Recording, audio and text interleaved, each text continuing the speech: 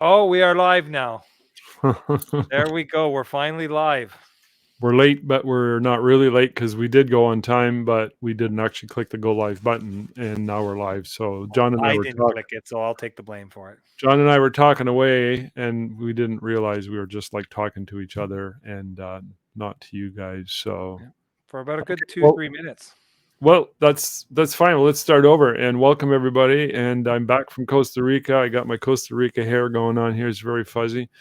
Trying to readjust to the climate, to the cold, no more tank tops, and back to reality. And I'm going to talk about some of my experiences in Costa Rica, but mostly I want to talk about the importance of having meetings and structuring a regiment around goals and stuff like that, and day to day, week to week, year to year studio items and goals and strategies. And before we get into that, though, we were just talking about John's Butler Babble, which is a whole new sort of a side project, I guess, something that John's doing out of a passion.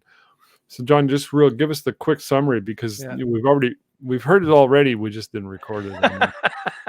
Yeah. Well, no, it's the new podcast, Butler's Babble. It's to inspire people. It's to motivate people to get out of their ruts. There's been so much bad, negative things coming out of the world in the last 2 years with the pandemic, and people mental health wise is just deteriorated. So it's my way to Yeah. try and hopefully motivate and cheer people up and just have everyday people on there that have went through rough times in their life, whether when they were younger or midlife or whatever, and something happened, and how did they turn it around and use that to and make it into a positive and get successful again, and whatever. It can be financial, it could be mental, it could be physical, anything, any way that you're going through a rough time and you've had to turn it around Yeah. and make a better person, and that's what it's When about. when So when is the inaugural? inaugural one, yes, it's the very first episode is May the 10th, and the way I worked it out is it's going to be this right now. It's going to be monthly, and it's going to be the second Tuesday of every month to make it easy for everybody. And it's 8 Cool. o'clock p.m. Eastern time, Show so us it's the at book. night. Show us the book. Yes, my first guest, Miss Carrie Lee Brown. It's My Heart, Myself, and she wrote Very this book. I've known her for over 25 years.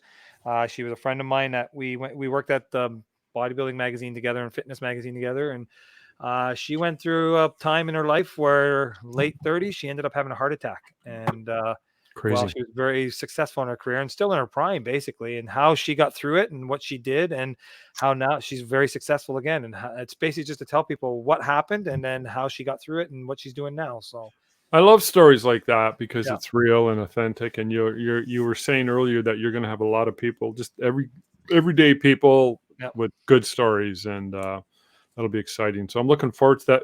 We should put the link to the Facebook group so people have access to that. And John's going to Definitely. also place it in the NoBS forum. Yep. But And then we've also got an event page now made for it for the first episode too, so people can actually, if they yeah, sign up for it, they can go and check out when it is, and I I'll think it'll share be a lot of fun. I'll share it on my studio email, Hmm. and also that group, that list. I'll share it also on my personal and my studio Facebook, my Yep. Facebook personal, because it's a story that's sort of linked to photography. John's a photographer. We work together and we do these and we do the fairy day, and it's an interesting story, and people might want to check it out. I think And it's a interesting. I'm really, past guest of ours actually designed my logo for it too. yeah. I wonder who that was. That I was wonder who my that was. daughter. So exciting. So yeah, we'll get that going and help you out to the best of Well, my thank you. I ability. appreciate it. Anyways, I'm excited for you, and it's kind of neat that you have this wherever it came from, this inspiration to do this sort of thing. Just follow your bliss. Yep. I was having a discussion. I don't know with who. Oh yeah, I remember now. I was having a discussion with Laurier, who's a retired RCMP guy from Ottawa. That him and his wife are good friends with my wife and I from Costa Rica. We spent a lot of time hanging out with them. They're different. They're retired and they live a different lifestyle than I do. But we get along famously. And we were talking about real estate investment and how he had certain real estate investments he could have had, but he waited too long. And that got the whole conversation going around the idea that sometimes you wait too long and you overanalyze something and it just fizzles out like Hmm. sand in the tide. So you can't overanalyze it. John, you're doing it right. You just getting the date, you got the logo, you invested some money, and you've got the brand, you've got the idea. You're putting wings under it, so it's good. And who knows where it's going to go? No, I'm hoping it goes far because I think a lot of these people. I've already got a couple people lined up, and I'm hoping that the stories that Yeah, they have to bring will inspire people to do better and become the best that they can be, and not sit in that little rut that they have. So I got to tell you something. One of the best strategies for building that. This is like a new venture, a new project, a new business, so to speak. A lot of the stuff I'm talking about today, I think, is going to help you, and you probably know it all, but I'm going to just kind of remind you that I think the stuff that I'm going to bring up today is going to really help you build into new ideas. awesome. And the good thing is we're live streaming it to the Facebook group. So the group itself is Butler's Babble Podcast. That's the Facebook group. And Right. then I also have a YouTube page now, a YouTube channel called Butler's Babble, same logo. And we'll be live streaming to both platforms at the exact same time. So people can go on Yeah. to either one in case they don't have Facebook or something, and they could still watch it, still comment on it. And then it'll be archived on both of those groups and Nice. pages and channels so that you can go back and watch a replay anytime. So listen, you have to get 100 subscribers on your YouTube channel in order to claim the name. I don't know if you knew that, but Nope. so they'll assign when you start a new YouTube channel, they'll assign you a A series of link letters there. and Yeah. numbers, and you cannot go and change it Mhm. until you get 100 subscribers, which makes sense. That means you got some legitimacy, at least, that YouTube is saying to you, all right, you want to claim that name. And I went through that a few months ago, and I'll explain why in a minute. But for now, let's talk about some of the content we want to get into for photographers. And I want to preempt this conversation we're going to have today by saying that one thing that I like doing is when I'm traveling, which I just did, I was gone for 4.5 months. I went to Costa Rica. And just as a side conversation, I've mentioned this to a few people, and I'll mention it to you and you guys. One of the reasons I wanted to go away for so long was I was ready to move. Mhm. I didn't, obviously. And I met a lot of people down in Costa Rica from Canada and the US and UK and France who have moved with their families. And I'm like, why? You just up and moved? Yep. Why? Politics. They all said the same thing, politics.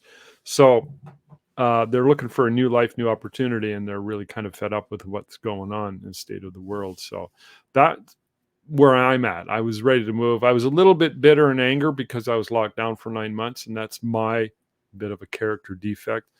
I tend to look at the world and say, okay, where's the trends? And I don't like the way it's going. So it kind of got me down.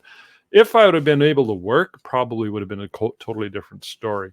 However, having said all that, and that scenario vis-a-vis the fact that I went away for 4.5 months, while I was away, those feelings washed away. So I built a shield, you know what I mean? I insulated myself and I put that behind me, and it's almost like that was a good thing. Now I say that in reference to the idea that if we're stressed, overworked, we need to take a break, even if it's for a day, a weekend, a week, a month, whatever. I think it's really, really important. My wife and I often would at least once a year take 2 3 days, 2 nights, 3 days, and go to Toronto just to escape. And we did that a lot, and we still, well, not as much as we used to because now we got the Costa Rica deal going on. But what I'm getting at is this: while I'm away, I really use it as an opportunity to refresh and reboot, and I get a lot of new ideas when I'm doing that. So I know and have heard and talked to other photographers who, when they go away, they say, I'm so sick of taking pictures. I'm not bringing my camera with me. And I'm like, are you kidding me? I love photography. When I'm away, I'm still shooting. I'm just shooting different stuff, and I find it very inspiring. So I don't want to not plug into that creative aspect of my life. And it applies to marketing and strategies and all of the stuff that I want to talk about in this particular live stream we're doing right now. And that is, I want to think about marketing, and I read, and I look for ideas, and I study. I've taken a few courses while I was in Costa Rica. I wrote emails every single day promoting, and I like copywriting, so it's something I enjoy doing. And I stayed plugged in because, well, if I get too bored, I'll go crazy and I'll create problems. That's just my nature. I'm sure I got ADHD. But the second reason is when you have a refreshed outlook and you're in the right state of mind, physically and geographically and mentally, new ideas will come in. So it's important, I think, to say to yourself, well, if I'm going to go away, say if I'm going to go away on a camping trip for a weekend, still sort of keep that in the back of your mind that you're running this business, and with a refreshed outlook, look at new ideas and at least ask the question, what is the next best thing? What is the next best thing? Always keeping the radar on. So again, I know photographers, and there's one in particular, but I'm not going to mention any names because this particular guy's passed away. But he had a whole life of photography, but he was kind of a negative Nelly and very stuck in his bum. Like he would have never survived since 2005 with all the changes in the industry, because he was very old school. And a large part of the reason he was like that is because he was afraid of change. But yeah, he was just wanted to escape from photography, but I don't want to. I want to escape to photography or whatever other creative endeavors are going on. Like the Butler Babble for you, John, that's a new adventure. So, sometimes you'll get the best idea waiting in the car for your daughter to come out of her dance, right? You're thinking about it. You're on mute, John. I don't know if you knew that. Actually, go back to mute. I like that. So I saw your lips moving, but I heard nothing. Yeah, no, I was agreeing with you. So yeah, I saw the head nod. So here's what I got to say. There's in no particular order, but one thing I love, and I did this as soon as we go to Costa Rica, we do this every time. My wife and I would go to the grocery store and we stock up, and they have a stationery section, and I bought 3 packs of index cards. That's the first thing I bought. And I also bought a small notebook for notes. If I don't write it down, I'm forgetting it. Guaranteed. And this is either for ideas, which I get a lot of, or in things that are scheduled or to be scheduled and I got to get done. So that's if you set that up properly and you got some pens or pencils handy and you got your index cards and a notebook handy in the car or by your kitchen table, so it's accessible either in your bedroom or whatever. So also to that effect, I am the king of notepads. Yeah. Okay. There we go. Notepads everywhere. And the top of this one here, this is from last year. It says goals 2021. So I'm sketching out goals and writing down ideas all the time. So I can remember years ago, my wife and I going to Toronto for a holiday, and I bring a notepad with her, and I say, "Look, let's have a brainstorming session as we drive down. Let's just spend an hour and a half on that while we're driving." And I mean, what better time? And you're relaxed. You ever notice when you're driving, John, have a buddy with you or your spouse or whomever, and you're just having these really cool conversations? And it's always different because you're driving. Yep. You're going somewhere, you're moving, but you're focusing on the road. You're not looking at each other. So it's like a dream state, and you get the best conversations. Definitely. So my wife and I have had, as mom and pop studio owners, we've had some of our best strategy sessions while doing that. So take advantage of each and every opportunity to do that kind of stuff. So now I made the analogy of, bringing your camera on a holiday versus not bringing your camera because you're so tired of taking pictures, and which I think is a bad mindset to have. I mean, you want to stay plugged in. So it's the same idea when you're thinking about marketing and or strategies from a business point of view, it's important to say, well, hey, if I'm away, there's opportunity for me to still stay plugged in and come up with some of the best ideas ever. Yeah. Yeah. So one thing I did was come up with an agenda for my wife and I. I like to have business meetings, actual business meetings. So I talked about the driving down to Toronto kind of strategy meeting. That's sort of an exercise. That's a creative exercise. That's a thought experiment. That's like a mastermind. And you can do that at the kitchen table, or you can go out for lunch, or it's a little bit better, I find, if there's less distraction and it's less social. But being in a car with your spouse or whomever you're having a discussion with, and you're just brainstorming.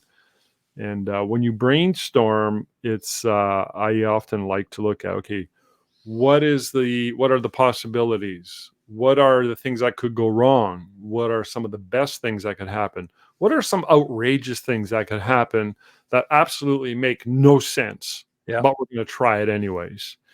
All of these things, and you just have a whole lot of fun with it.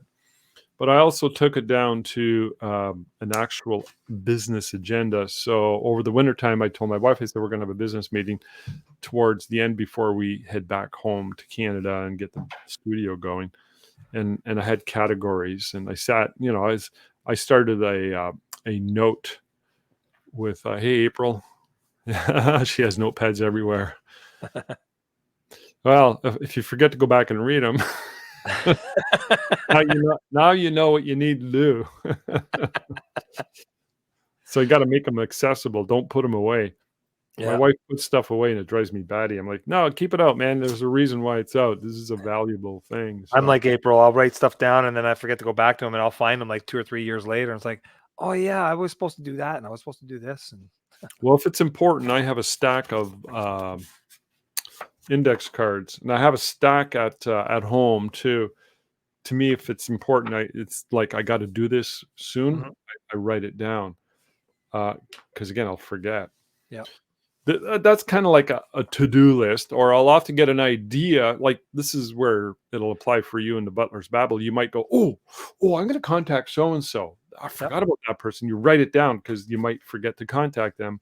And that's something you're going to do, say, in the next week or two, and you put it down here. This is different than here. This is like you're creating an overall long-term strategy. So, and then the specific application and implementation strategy is having the actual business meeting with your spouse. Now, if you're just starting out, or if you've never done this before, do it anyways.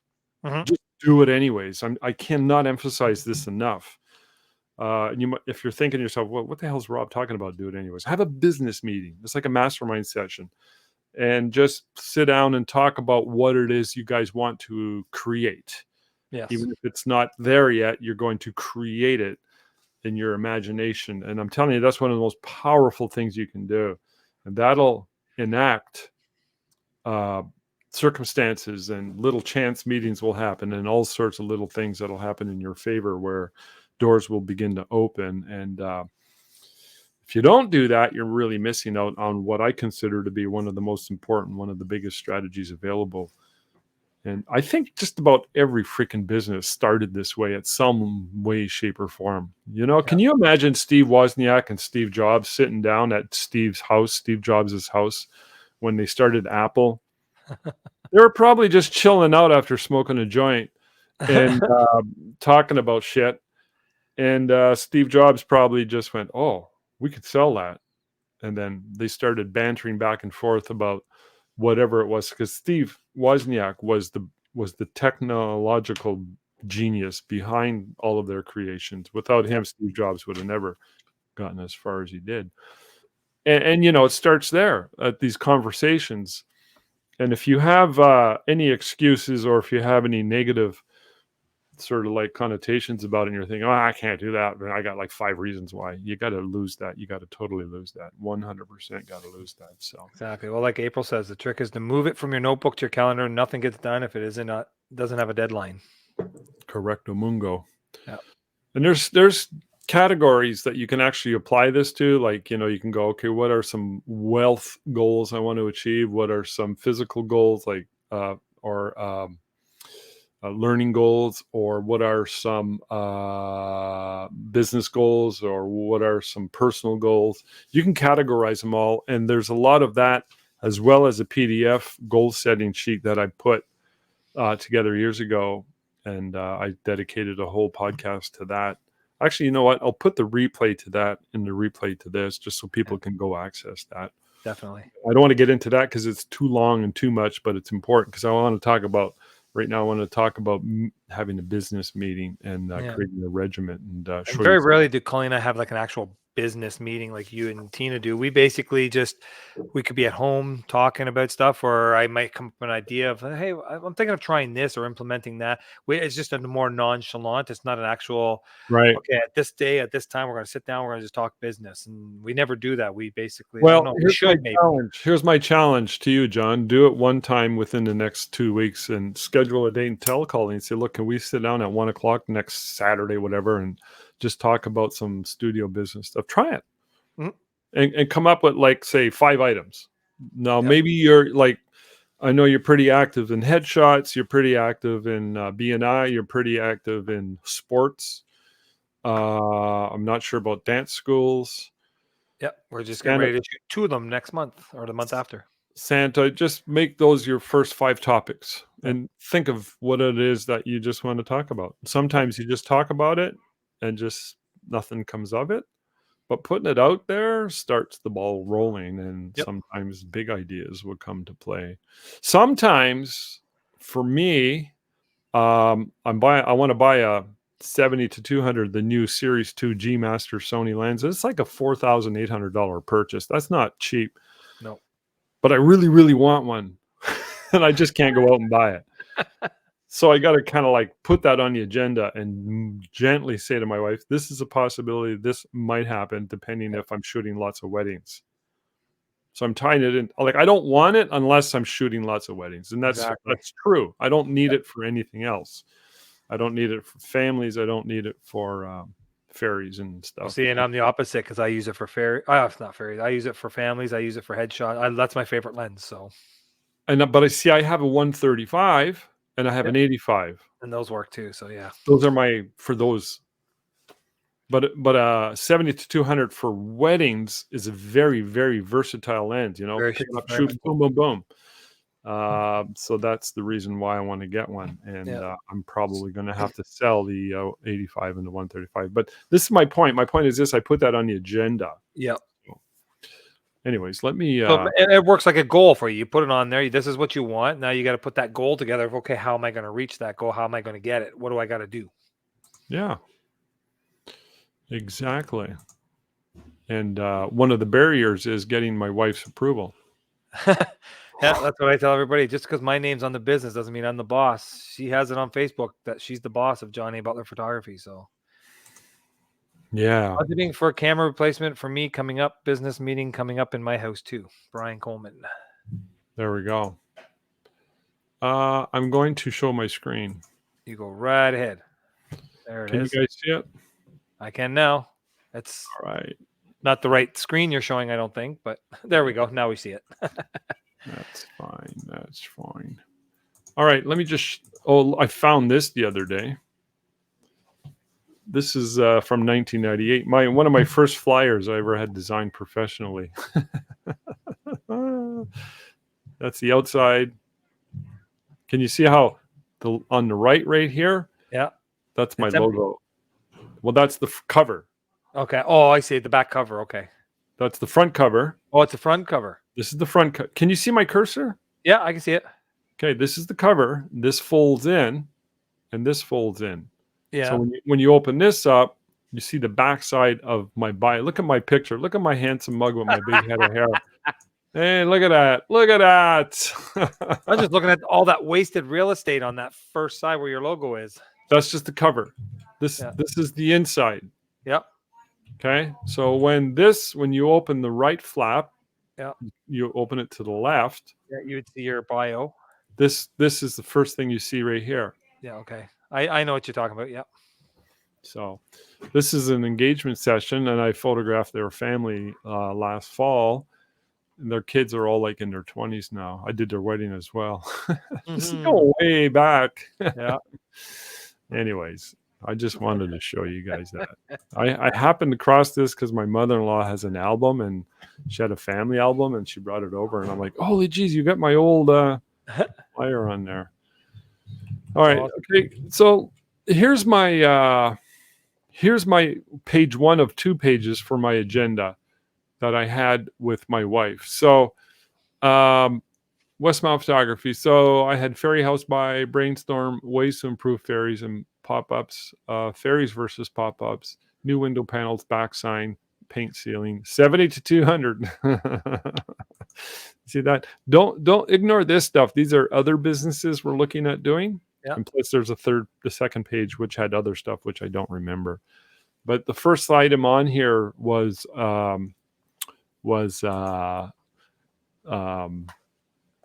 the studio. Okay. So I had all these ideas pouring into my brain throughout the wintertime. It's just like, okay, when I get back, I want to change these 2 windows here. Okay. Okay. I paid a lot of money for these when I first put them on there 5 years ago. Right. And I Yep. found at bannerbuzz.ca, they're like way cheaper if I Yep. buy That's them what I myself. use. Yeah. So these were like $400 or $500 each, and the guy came in and put them on there. Now I can get them at Banner Buzz for like $80 each and put them on myself. So they're getting stale. Now this looks like shit because I shot this today. Hmm. Okay. You can see it's dirty, but it's really cold out. So I'm just waiting. As soon as it gets warm, I'm cleaning all this. We get plants that always go in here, and we hang plants. See the plant hanger here? Yep. And anybody who's been around here knows that our place looks glorious. It looks glorious when it's springtime, summertime, and fall. We got the place covered with plants, and it's all lit up, and it's clean. So it looks awful. So my point is this was one of the important things on my agenda, was to buy 2 new pictures here. So we discussed it, and I said to my wife, I said, well, let's I'm going to create a folder of some of my favorite fairy images that might go in there. And what I'd like you to do, to my wife, I said, if you can go find their names, because I'm going to ask for permission. I don't ask for permission, generally speaking, any other for prints inside the studio. But if it's going to go outside and or in print or whatever, or in the billboard, I ask for permission. I want to make sure they're okay with that. So Yeah. Well, my contracts for my portrait sessions all have, it's almost like a model lease saying that, I own the yeah, copyright. You're giving me the rights to use them for whatever I need to. I would still ask them, say, you know what, we're going to change our 2 posters in the front. These are quite big. They're Mhm. like 4 by 5 feet.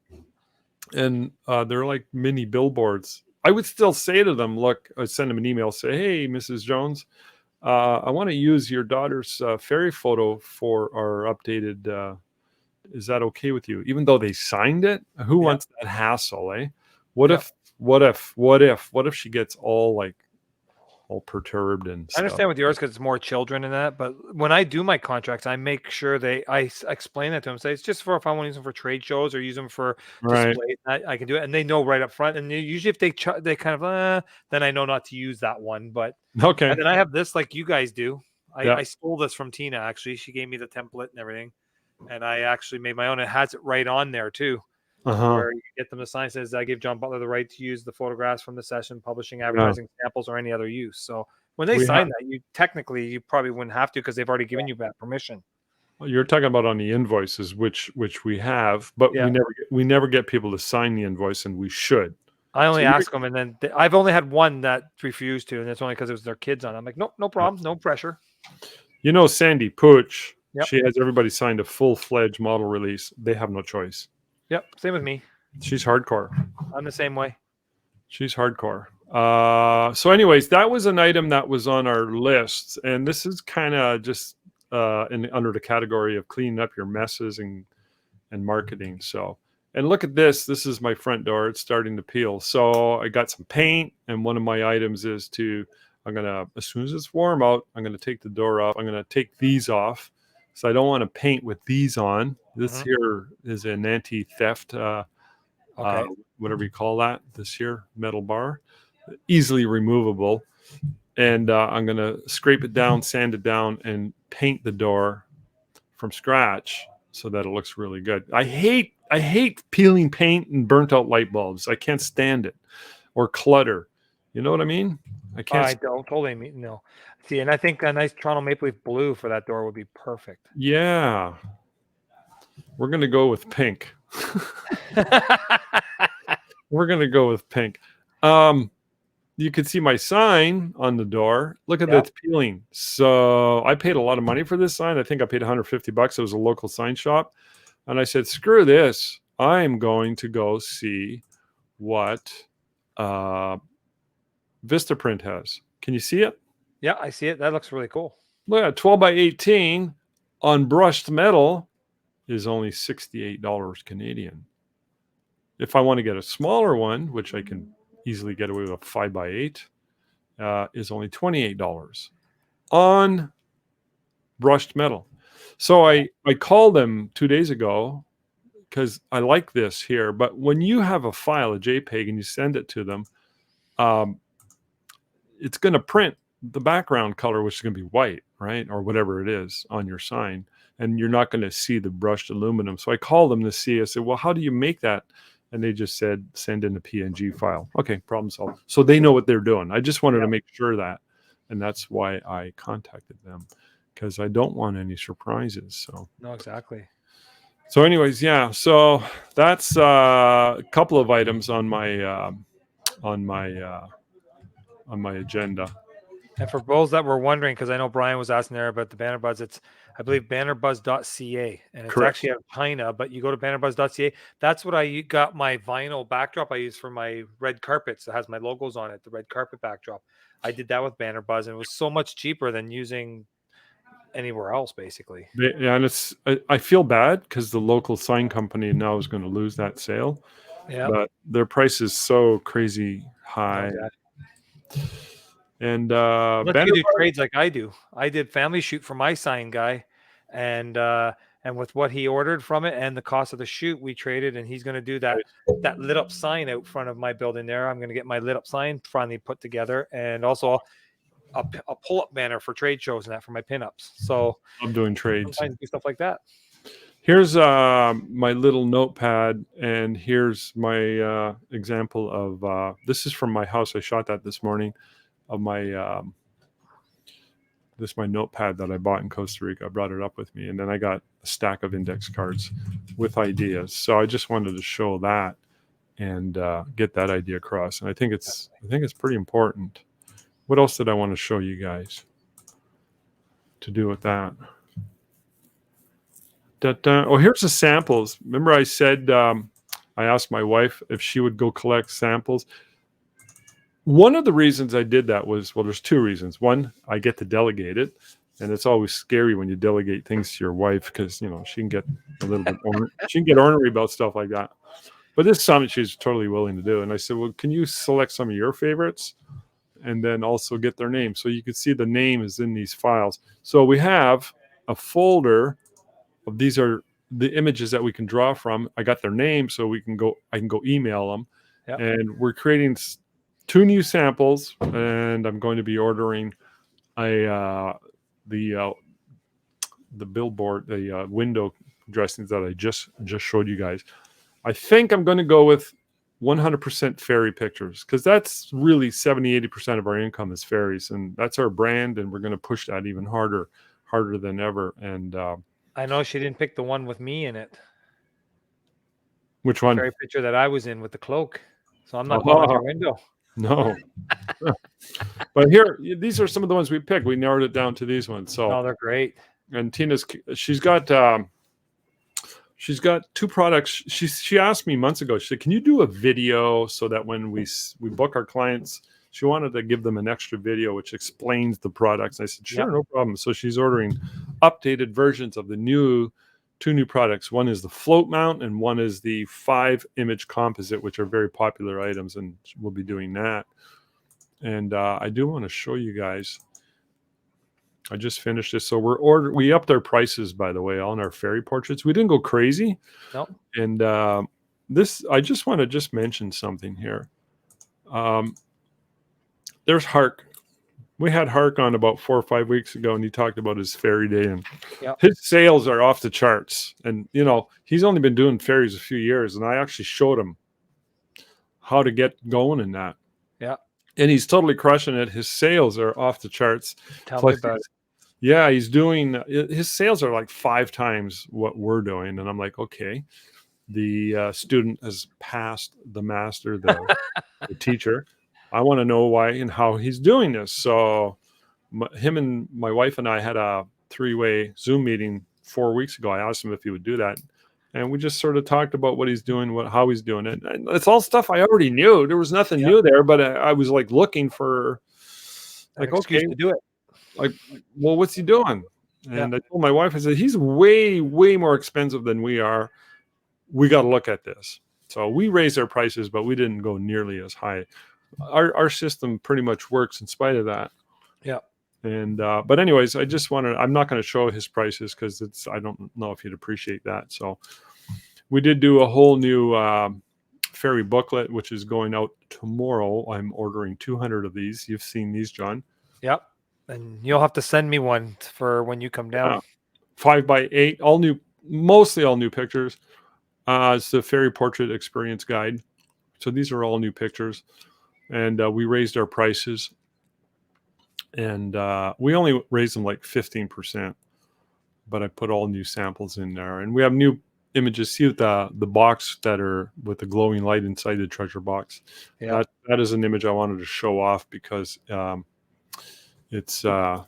It's a new pose that we've been doing. So, Exactly. So we're excited. And this is the, as you can see here, this is what it looks like. Hold on. Yeah, because I have the one you had here last year. I have a copy of that here. Yeah, that's the old one. Yeah, that's one I have. From Vistaprint. Yeah.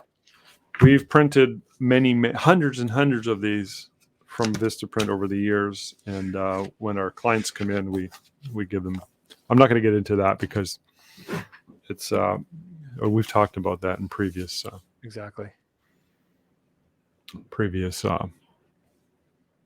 live streams.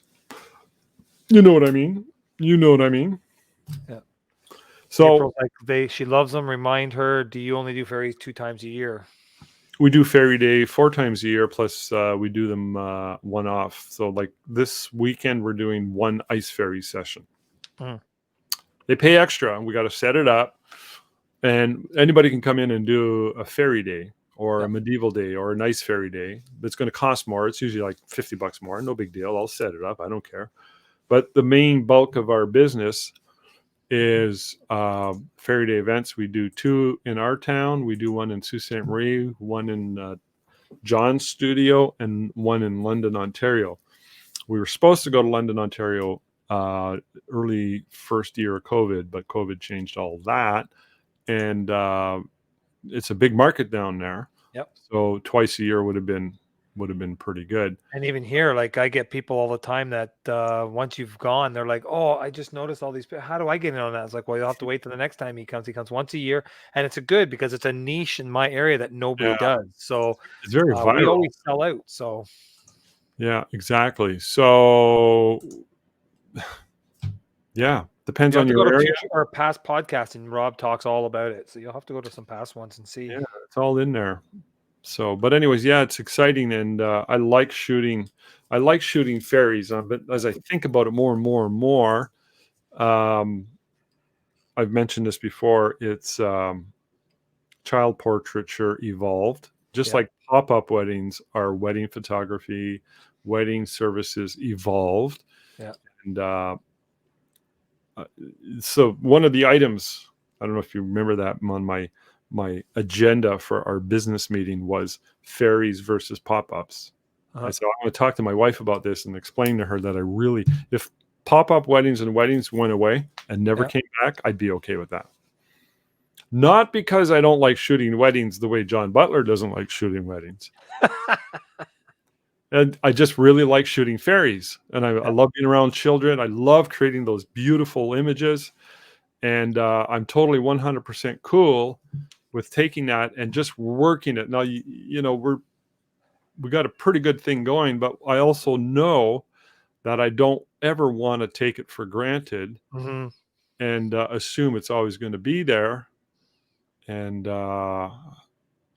there we go. Hold on. I want to show you guys something. And that's like I took my Christmas special that I've done the last 2 years now, and I basically based it all off of your fairy portraits. Do Mm-hmm. the same. I book it the same way. I charge kind of the similar for the cost of the shoot itself, and do the way I run them are basically the same way you It's a run your pretty good fairy format. portraits. It's a pretty Yeah, good and format. I just changed my pricing a little bit because I know what my clientele here will Yeah. pay for this kind of stuff compared to the fairy ones. The fairy ones you can probably get away with anything because it's a a year. Nobody in the town does it, so they're not going to be able to Yeah. get it again. Whereas my Christmas portraits, they can go to anybody here and get Christmas portraits. So I have to distinguish why mine's different. And then I do get them, even though I charge more than the other ones around here. I'm still getting the people coming, and I sell out pretty good for my Christmas ones. So That's good. That's a pretty good format, you know. yeah, it It's works like it's like going to McDonald's drive-through. They got those combinations. They all do it because it's a good format, and you just exactly. rinse, wash, rinse, repeat. And we use the same fairy day format for a medieval day, ice fairy day, and Mhm. boudoir sessions or family sessions over and over and over again, or anytime we're doing a promotion that sort of matches where logically that format would work. So Definitely. interesting. So, but like I mentioned, I don't want to. I wasn't saying to my wife, "Oh, I don't want to do weddings anymore." I just say it's important to me that we keep our eye on the fairies and try and really make it the best we can. And let's brainstorm ideas. I said, I want to brainstorm. How can we make them better? How can we make the experience better? How, you know, what? That's the question of the hour, and that came out in the meeting that I had with her. And I want to get my daughter involved in that too and say, look, what do you think? What can we do that will? So I don't know if you remember my little fairy house that I brought down. Yes. The lights inside, and there's a little Yep. house, and I tell the little girls, I say, there's a fairy that lives in here, and she might leave you a little gift if you know after we're done taking pictures, and they just love that. So I told my wife, I said, that's fine what we got going, but it's sort of a homemade bought from Michael's sort of homemade production. And I wanted to take that and make it even better so that it looks more realistic. And also the parents, when they look at it, they look, wow, this is nice. I want what I told my wife, as I said, I want Disney level quality. Yeah. So I went and ordered some new fairy houses. And I told her in that meeting, I want to do this, and it's going to cost money. So, like buying the lens, I had to strategize. So on Etsy, I found a ton of people in the United States, Canada, and the UK who do fairy houses and stuff. And I bought a bunch, and you can see my screen, right, Johnny? Yep. We can see it. Yep. So I bought some mushrooms. Yeah. Are they ceramic or? They're little tiny ones. Yeah, but they're made of like glass ceramic or something. I really don't know. So make Probably, sure they don't break on you. yeah. And I bought 2 wishing wells, I love that. and I bought 2 houses. This here, Yep. the roof flips to I think it's a piggy bank, but I'm not Okay. going to use it as a piggy bank. I'm going to put lights inside. You could see it's got a little window. Yep. That was $115, and this was $125. So I'm going to create an area with the wishing well and these little mushrooms and a couple of houses, and have some little mini trees. Just an area in the studio, and it'll be like a fairyland area. So Almost when you like come little in, Smurf village, but fairy village instead. exactly, and it's magical. And I want the girls, like, they literally stand there in awe when I show them that stuff. Even though I got a crappy little fairy house that's kind of homemade from Michael's, but The I one you want, brought here was great, though. yeah, but this is way better, don't you Oh, think? for sure. I mean, look at the quality in that, Yep. and Well, if you want a nice house, you go to somebody who's can specialize in doing that for you. Just like if you want a photographer, go to somebody who specializes in photography. Don't just go to mom and dad with their cell phone. yeah, I can't. Oh, I can't sign in. Probably because when I ordered that stuff, it was. I want to see if I can show it to you. The girl who manufactures this stuff on Etsy is from Ottawa, so I figured that would even help. There was another lady who had some nice stuff from the UK, and I sent her a query. I said, how much more to send it to Canada? And she said, oh, I'll let you know. I'll get right back to you. Never heard from her again. So, okay. Darn, I was hoping we could see you sign in and see what your password was. And then we can just go and buy stuff and charge it to your credit card. There it is. You can do that if you want. There it is. Let me put it in there. I'm sure it'd be easy for you to come after us. They'll see where it's being shipped to. All right. So there it is. Urban Fairy Cottage. Her name is Urban Fairy Cottages. And there's a ton of people like That this. is awesome. All kinds of little houses and little, some of them were like, there was one that was $500 and I was really, really tempted to buy it, but it was being brought in from the United States. I just didn't want to send it international if I can avoid it. So, and what people here have to understand too is it sounds like, oh, he's spending $300, $400, $500 on this stuff, but you can make that off of one person once you do your fairy days, and you've made all your money back anyways. So, but I want the parents to notice it and go, yeah, this is really well done. Yeah. Versus, oh, that's just some shitty little lantern he bought at Michael's. Yeah. So I wanted to share that with you guys and explain to you how one of these items in my business meeting, and amongst the various other items that were of importance. What else did I have on my business meeting? Ways to improve. So we have a discussion. These are just point form, fairies versus pop-ups. Cindy's place. No, Cindy is a horse trainer that my daughter went to for years and years and years and years. Okay. She has a farm with horses, and she took a horse trailer and converted it to a food truck stand, trailer. And I'm like, oh, we could use that on pop-up weddings. So definitely. So that's one of our items. We're going to contact her and we're going to go out and see it. So paint ceiling. I'm painting the ceiling. We have a ceiling in the studio here, and there used to be a fluorescent light fixture on there. Okay. And I took it off years ago when we moved in here, and you could see the outline and ridges on it. I was lazy. I never scraped it down. So I'm going to scrape it down. We're going to paint the ceiling a whole new color, and just little things to improve our reception area, as well as the front of our studio. I'm figuring that was the same with us when I took over this studio. It was all fluorescent tubing through the whole building. Ew. We took every one of them down and sealed up some of the holes and left some where we had the cords come down. We put pot lighting in, and we did it all ourselves. And like you said, there are some areas where you can probably see where the tubing was, but I mean, we did scrape it, but sometimes you just can't get rid of it unless you're going to re-plaster and stuff. But yeah, I know what you mean.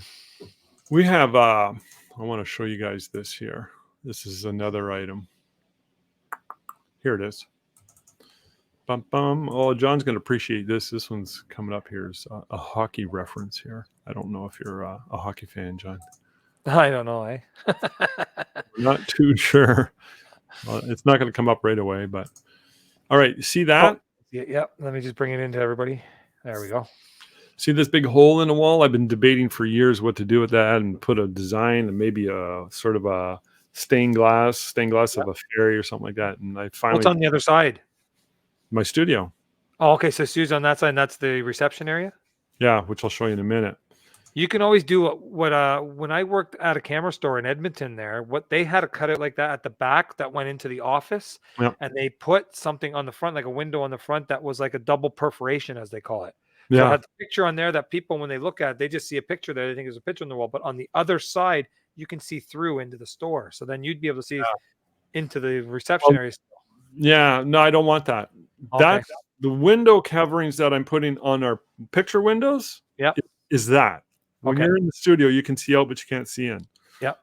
But for here, it's kind of a weird layout, but there's this, the previous tenant did all this. So I'm like, I could tear the wall down and what, but it works. I've just been debating what to put there. And I'm going to put a 50 by 50 inch square fairy picture in there, probably printed on metal. Yeah. That's what I'm going to do. See, I covered my hole up that I had that went from the studio to the lounge back here, and I just covered it up. I didn't want to. Yeah. So I'm just one of the items that I'm committed to. I've been lollygagging on that one for years. Just like, oh, I'll do it later. Do it. Just like painting the ceiling. Yeah, I'll do it later. I But like your old sign there because I used to have that at your studio when you had the yeah, old that wooden is studio.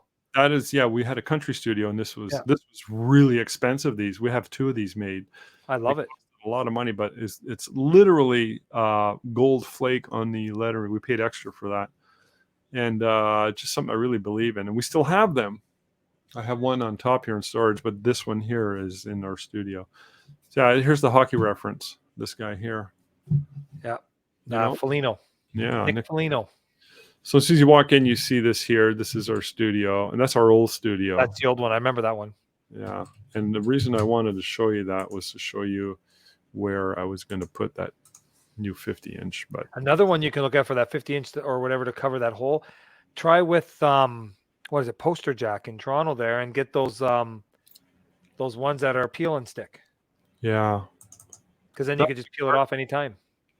that might work. It's peel and Make it stick. bigger than the hole, of course. No, it's not going to fit on that. If I have a picture there, I can still sort of see through the edges, and I want to be able to see on Well, if you there. have it big enough, you can sort of put it about an inch around the hole all the way, and it just sticks on there, and you won't be able to see through it. So, but I'm going to figure it out. But my point is these are items that were of what I consider to be utmost importance that have been either new ideas and or ideas that I've been procrastinating on, and I'm finally going to kick my ass in gear and get her done. Get her done. Get her done. There. I just want to show you guys. There's the hole right there. Yeah. This here is not there anymore. This is over to the other side. And this is where the ferry village is going. Okay. And this big hole here. I forgot you used to have this hutch here. Yeah, we moved it around. We bought all this antique furniture years ago when we moved here. It was about the whole thing. Table, hutch, 6 chairs for like $300. People don't want. No, exactly. Don't want antiques anymore. Anyway, so there's the studio. See, right here is where the hutch is now. Separates. Okay.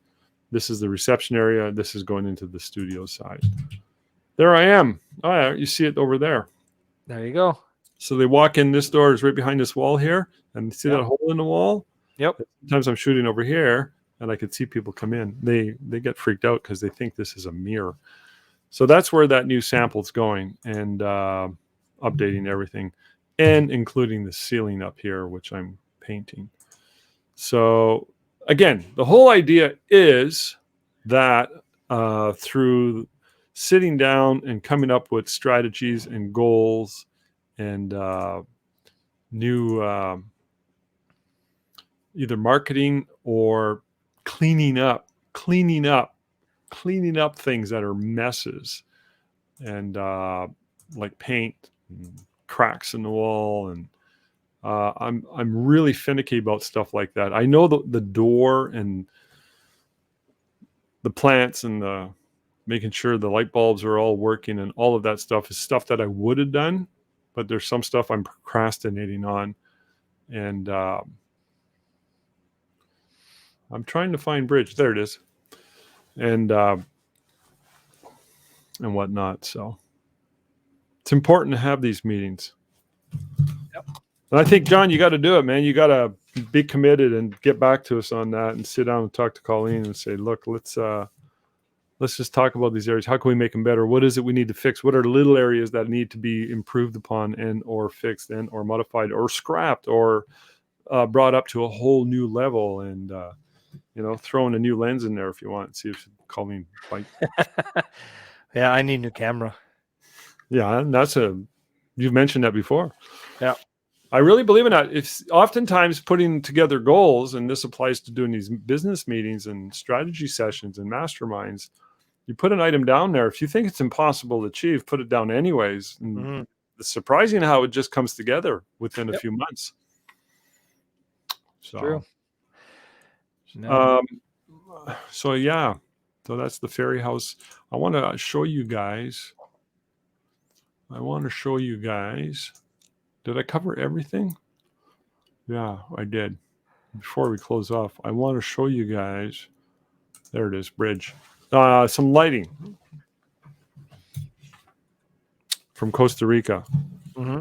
So I'm photographing Joe and Luis. Now, Joe and Luis are a duo, musical act. Joe's from New York. Luis is from Brazil, and they're amazing. Joe is like a world-class sax player, and together they do guitar and looping. They create percussions, and they take like a song and they make it into a 15-minute song, and it's hypnotic. They're very, very much in demand.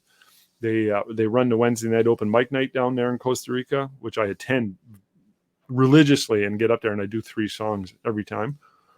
And they become good friends over the years. And I've been photographing Joe since I first met him. And the last couple of years, I've been photographing Joe and Louise as a musician duo. And there's a reason why I'm doing that. And the reason is because it's affiliation marketing. Yeah. So they do a lot of weddings. They go to a lot of events. And they're very, very, very well known, probably more so than anybody else in this area. They're good friends. They totally, they really have the utmost respect for me as I do them. We get along famously. So who are they going to recommend for photography? Exactly. Right? This is the same reason why I photograph the Sudbury Symphony down in our city, and I've been doing that for over 22 years, as well as the Sudbury Theater Center, which are both professional. And it's because it's kind of related to the arts, right? It's music, it's artistic. So Definitely. So every time I go down there and I see Joe and Louise, I say, hey, if you guys need a photo shoot, let me know. It's on me. It's my gift. So that's what this is all about. So here I am in front of the area where I'm going to meet them. They're not there yet because they're always late. And there's Tina, and there's my 2 AD200s. Yep. Right? You know those, Johnny? I know those. I like the AD200s because it's pretty windy down there. And if I'm using big soft boxes and whatnot, it's going to get a little bit tricky. So while I'm setting up, waiting for them to show up, I just did a test shot. You can see we have ISO 100, 12/50th of a second at 5.6. Too dark. And this is with the Godox wireless SIM system. So it's high speed. And here's 800 of a second. So it's a little bit brighter. And here's 400 of a second. You can see the metadata over here. Yeah. So I'm kind of getting an idea of what I'm working with. But it's not going to be exactly, the established groundwork for all the images I'm going to take of them. I'm going to just get a general idea. So I'm ready to go. Oh, here's 250 at 5.6, all in open shade. And here's the first shot I did of them. The pictures here were somewhere right around here, along here somewhere. And we walked along the beach, and then we were in this area in open shade by the cliffs. And I said, oh, let's get a picture right here with Tamarindo in the background. So I used 2 lights, no gels. That's what gels. You see the blue on them? Oh, yeah. Similar to your biopic, John. Similar. Yeah. And here's what I blue and orange gel. Yeah. And here's no gel, just pure silhouette. And here's same scene with gel. Without gel. Yeah. So and here's a little over to the left on the beach. The sun is starting to set. This is a few pictures. And I have the 2 AD200s going, and the tide's rising in. And you can sort of see where I'm going with this here. Did a whole series of pictures, individuals. And then, so these are all with the, looks like it's your 16-35. 16-35, 2.8, yeah. Which I love. I love that lens. Freaking amazing. And then here's with the 135, the Batis lens, 2.8. I'm shooting all these at 2.8 handheld. And these are 2.8, the 2.8, 135 as well. But at f4, you can see right here. And these are with the Godox flashes. So this is just a small sampling of some of my favorite shots from that session. There was a lot more pictures. I just wanted to sort of get a little bit of a technical discussion going on. Awesome. while we were talking. I thought maybe we were going to run out of things to talk about. No, we can never run out of things to talk about when it comes to us. We can always talk about hockey for really, really, really, really, really. Yeah, you'd never get a word in edgewise. I'd beat you on that one. So I'm excited. I'm excited about our fairy day direction and taking something that's already established, and we're doing pretty good. And I'm just polishing it up and taking it up a whole new level with Yep. new samples, new fairy house village, and increased prices, and a new catalog, and a new video coming up soon, which I'll share with you as soon as we get that shot. And that was instructions from my wife. She wanted me to shoot a new video. Yeah. You've done videos. You sent me a video, John, from I think from your pinups. Yes, I had a local videographer shoot it behind the scenes, and he's going to come out with some more. That was just a quick one. Yeah. So did I post it in the forum? I don't know if I did or not. Oh, maybe we can do that. And that's what I'm talking about. That kind of video is what I'm for my wife. It's not specifically to promote. It's to inform to current sessions that are already booked. And we already have one that we send to them when they book. We send a link via email. And they come in the studio when they're on their actual session day, and they say, I watched your video. It's really good. Yeah. So if you go to my westmountphotography.com, you can go to the fairy section and see that video. And so Tina asked me to do a separate video to help educate them some more. Very cool. So on the bottom, says she started doing mermaids last year based on the fairies, but she doesn't know when is the best time to do them, and she does them in her studio mostly on a white backdrop, so it's hard to make it an experience. One thing that Rob does when he comes to mine, I don't know if you do it at your studio, Rob, is you usually bring a little light that gives this ambiance where it's like you darken all the lights in the studio, and then you have these glittery lights going around in that, just to give that little sense of being at a fairy. I have 4 of those, and they're Christmas lights. You buy them at the hardware store or Lowe's. Yeah. They spin. They're usually $30 each. Yeah. And they create like diamonds in the ceiling and that. Yeah. And I bought, I bought a new one last year off Amazon. It does like stars on the ceiling. Very cool. So if you're doing a white background, it's kind of, to me, the best is forest fairies with the wings and the dresses. That's the best. Yeah. I could see the mermaids possibly working, but you need to have, I believe, to make the experience that much more believable in the child's eye. You got to have not a white backdrop. I mean, you could do it with a white backdrop. It would be much better if you had a seaside backdrop with a sea clam, like a beach scene or something like that. Yeah. And what you could do is you can get one of those backdrops that looks like a beach scene, and then in the front put some plastic barriers down, and then just bring sand and fill it all with sand and have her sitting on the sand, and maybe get some fake rocks or something. Yeah. Like she's just been beached up on the beach there or something. Beached up on the beach. So the important thing is to have the experience. Yeah. I put in a link. Oh, I put it on private chats, didn't I? Like I know another person who does mermaids in this area, and that they'll do it at the actual waterfront there. They do an outdoor day. The only problem with that I find, and why I don't do a lot of outdoor session type stuff like that, like specials, is all of a sudden you get that day where you've planned it for 3 months. You have your whole day booked with 20 people booked in that, and then all of a sudden it pisses down rain, or you're basically playing at Mother Nature, and then she ruins it all. And you got to reschedule everything, and that's the only reason I like doing it in the studio. It's controlled. Yeah. Brian Coleman says, I love my 8200 Pro and high-speed sync. Yeah, so do I. Yep. I have 2 of them. They're so light. And if I want to, I don't know if I showed you this, guys. I bought this last year, too. Oh, that's the one where you can put 2 of them together? 8200s. Yeah, 2 8200s in there together, yeah. So you take look at the duct tape. I got to buy a new. So I can take 2 8200s, take the tube. The 2 tubes go in there. Yeah. The 8200 slips on the back. You got 2 of them. And they'll fire just like they would one. Yeah. Through the wireless. But you're less battery because you don't have to. There's 2 batteries there. And look at how bent it is. Stop dropping it. That's from luggage. I packed it in my luggage. I brought it to Costa Rica. I brought it back. So I went to Costa Rica with my 280-200s and this. I did do a family shoot, which I used the 2-in-1, and I think I talked about that a couple of weeks ago. And you'll be happy to know I got my Alien Bee fixed too.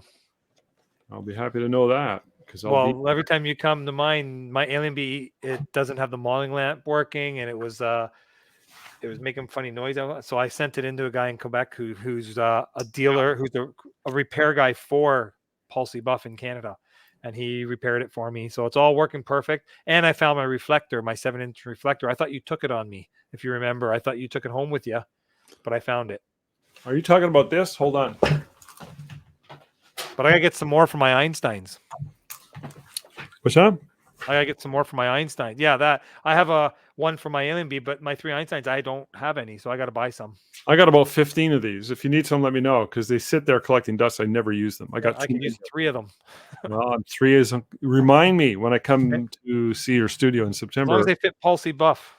They do. They're okay. Perfect.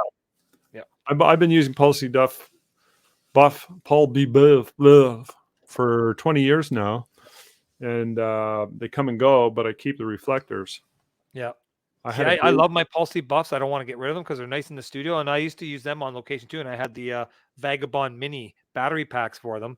But when you take your Pulsey Buff Lite and the Vagabond Mini and you add the price together, you can just buy Godox now for the same price, and it's all contained in one. So the Pulsey Buff is good, but it's just not high-speed sync. No, it's not. That's where my 600 Pro, my AD 600 Pro, and my 280-200 Pros come in handy for the high-speed sync outside. I love high-speed sync. So, all right. Are we good? Did I cover there? And next week we have an awesome guest coming up next week. So hopefully people come on and check it out. She's phenomenal with her family portraits and stuff. I love her stuff. She's good. Yeah. What's her name again? Her name, I believe, is it Shannon?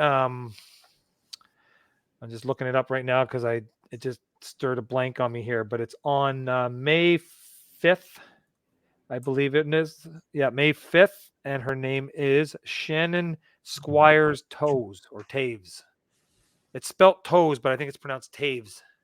Cool. And I checked her whole website out, her Facebook page, and her stuff is amazing. So I put a link in the comments.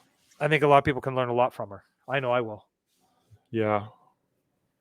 Where's her website? Let's pop it in the comments before we go. Okay, let me go find it for you. Brian's offered a windows here for us all. Give me 1 second here. I got a bunch of windows here, so it's. By the way, I just put a link to a summary of the book "Subtle Art of Not Giving a Bleep," which is an excellent read, by the way. Whenever I read a book and I like it, I always do a summary, my own version of it, and I create a PDF file. I have a whole series of those inside the NoBS forum, and this was the most recent one I had done. I love this book. I didn't think I was gonna. I thought it was a little hyperbolic, that title. I was like, yeah, well, who the hell says that? That sounds a little much, but it was the advice and the content was really, really good. But this is the young lady here. Nice. And next Thursday. Yeah, let's go to her website because it's even better. I think like look at this stuff that she does. Like it's just phenomenal. And her family portraits are just very just very high quality, high end. Very illustrative. Yes. Even her family portraits are kind of got that Ben Markham look to them, or there's just as soon as I saw her stuff, I went right away and friended her, and then her and I sat there and chatted for probably an hour one day on Facebook. We just chatted back and forth because I just love her stuff. So, and then I asked her if she'd come on and share some of her stuff with us, and she's like, definitely. Cool. So she's looking forward to it. All right, next Thursday, and I'm trying to get Terry Hrinnick on. Anybody from Canada would remember Terry. He was he's a photography teacher up at Georgian College, but had a studio in in the Muskokas for many decades. Very creative individual. He's a little shy, which I found really weird. He's like, oh, I'm too shy. I was like, oh, no, get over it. Come on. No, they all say that until they get out there. Tristan, that's background. Yeah, so that's great, and especially if you're doing a kick-ass job, Yeah, nothing wrong with that, especially if the end result's there. But for me, it's like the experience for the child is part of the, especially for the woodland fairies. They come in and they literally believe they're a fairy and in the actual fairy forest. So, exactly. It's just that whole atmosphere. And Brian's like, he at the end of May, he'll have to do a studio tour for us all. I think we should maybe have Brian come on as a guest one day. well, if he's willing to do that, we talk about his. I believe Brian has a new studio up in Timmins. Yeah, Correct? he's up from Timmins. Yeah. I met Brian back in 2014 at the NoBS Photo Success Inferno in Toronto. And you guys click because Time I met him. you click because you got matching hair. That's it. Although he's got a little more than me because he grows the side and the back still. Yeah, you got the dad look. Yeah, that's when I met him and Mark DeRoche, both from Timmins. You got the criminal look. He's got the dad look. I like to think I've got that Canadian version of The Rock meets Vin Diesel going there. Oh, that's good. I like that. You keep on dreaming, but no, it's good. Yeah, my wife says that too. She laughs when I say that. All right. So I got a shoot in 2 hours headshot. It's a busy week for us coming back, and it's kind of interesting that we're able to go away for so long, still do bookings and book events. Oh, before I do go, let me just explain one other strategy that I had done while I was gone, and I kept really, really busy at this. Our pop-up wedding business, which we've been doing for a little over 3 years now. Well, two things I had done. I promoted it to death, and I also promoted our Costa Rica photographer website by search engine optimizing it. So I took all my pop-up weddings from the last 2 years and I created a folder with them. Yep. And I put them in the Costa Rica photographer.ca .net. Sorry, Costa Rica photographer.net is my Costa Rica website. So I did a blog post every day. That's a really good tool for getting search engine optimization ramped up. And I also went into my blog on Pink Door Weddings, and all the pop-up weddings from the last year or two, I did a blog post. You see all the words, the taglines. What do you call those? Oh yeah, you can see it. The Keywords. Keywords. Keyword. That's it.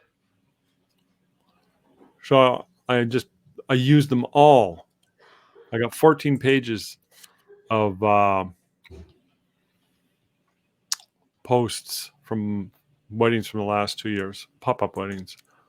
And we also put together 2 events that we finally were able to do because of COVID. The city locked down all the venues, and we've been on their case. And as soon as they opened up, we instantly booked our dates.